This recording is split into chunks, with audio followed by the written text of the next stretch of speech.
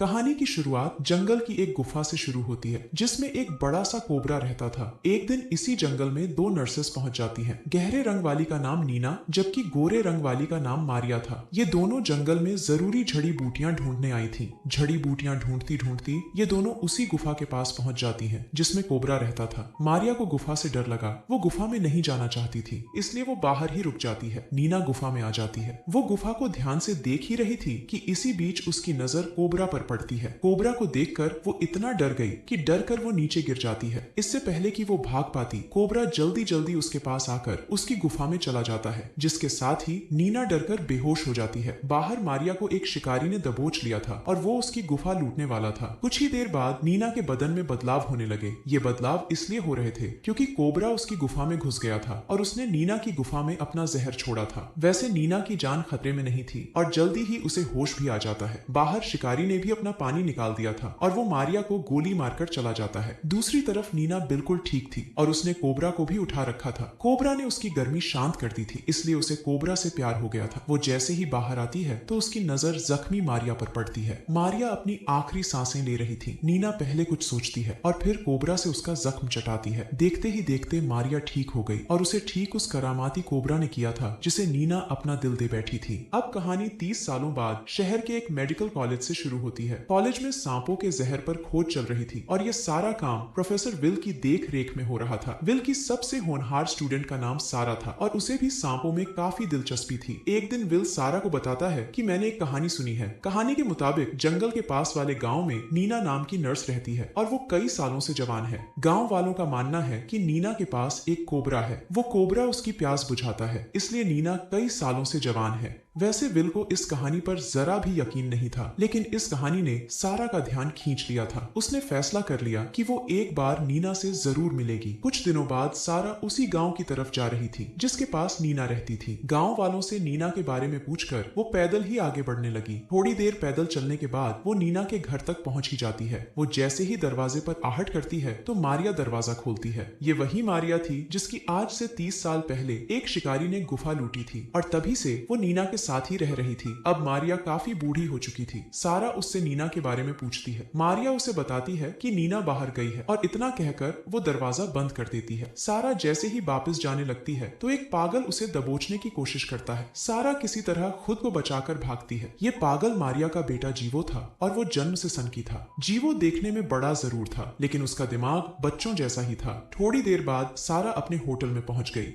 सारा के लवर का नाम हैरी था और सारा को उसकी याद आ रही थी। अगले ही दिन सारा के बुलाने पर हैरी उसके पास पहुंच जाता है। हैरी को पक्षियों का बेहद शौक था और वो अपने साथ हमेशा एक बाज रखता था। सारा ने उसे सब बता दिया था कि वो यहाँ नीना से मिलने आई है। नीना की कहानी सुनकर हैरी ने भी उससे मिलने का मन बना लिया। सारा उसके घर नहीं जाना चाहती थी क्योंकि जीवो ने उसे दबोचने की कोशिश की थी, इसलिए सारा वहां जाने में डरती थी। कुछ देर बाद हैरी अकेला ही नीना के घर की तरफ बढ़ रहा था। नीना का घर जंगल में था, इसलिए हैरी पैदल ही चल रहा था। रास्ते में नीना का कोबरा उसे डस लेता है और तभी नीना भी उसके पास पहुंच जाती है। हैरी की जान खतरे में थी, इसलिए नीना उसकी जान बचाने के लिए उसका जहर चूसने लगी और इसी बीच हैरी बेहोश हो जाता है। कुछ देर बाद हैरी को होश आ गया और वो इस वक्त नीना के घर में था। मारिया उसके पास आकर उसे आराम करने को कहती है। हैरी उससे कहता है कि मैं अपनी लवर सारा से मिलना चाहता हूँ। इतना कहकर वो मारिया को सारा के होटल के बारे में बताता है। वो मारिया से ये भी कहता है कि सारा को कहना कि वो अपने साथ मेरा बाज जरूर लेकर आए। हैरी की बात मानकर मारिया सारा से मिलने चली जाती है। उसके जाने के बाद हैरी समय बिताने के लिए जंगल में घूमने लगा। घूमते घूमते वो उसी गुफा में पहुंच जाता है जिसमें नीना का कोबरा रहता था। गुफा के अंदर उसे नीना भी मिलती है। वो हैरान होकर उससे पूछता है कि तुम यहाँ क्या कर रही हो। नीना उसे बताती है कि मैं यहाँ कोबरा से मिलने आती हूँ। कोबरा मेरा दोस्त है और उसने कई बार मेरी मदद की है। कुछ देर बाद नीना किसी पेड़ को जहर पिला रही थी। हैरी के पूछने पर वो बताती है कि कोबरा के कई दुश्मन हैं और ये पेड़ कोबरा की रक्षा करेंगे। उधर मारिया सारा को लेकर नीना के घर तक पहुंच गई थी। सारा जैसे ही कमरे में आती है तो उसे एक शीशी में कोबरा का जहर दिखता है। कमरे में कोई नहीं था, इसलिए सारा मौका देखकर शीशी चुरा लेती है। इसी बीच नीना कमरे में आती है। सारा उससे हैरी के बारे में पूछती है। नीना उसे बताती है कि हैरी को कोबरा ने डस लिया था और वो आराम कर रहा है। सारा उससे मिलना चाहती थी, मगर नीना उससे झूठ कहती है कि अब वो मेरा पानी निकालता है और वो तुमसे नहीं मिलना चाहता। उसकी बातें सुनकर सारा जैसे ही बाहर आती है तो उसे मारिया मिलती है। सारा उससे भी हैरी के बारे में में पूछती है। इससे पहले कि मारिया कुछ बोलती तभी कोबरा मारिया पर गिरता है और उसे अपने जहर से मार देता है। इसके बाद वो सारा की तरफ बढ़ने लगा। इसी बीच नीना भी बाहर आ जाती है और उसकी आंखों के सामने ही सारा बाज का पिंजरा खोल देती है। बाहर आते ही बाज कोबरा पर टूट पड़ा और देखते ही देखते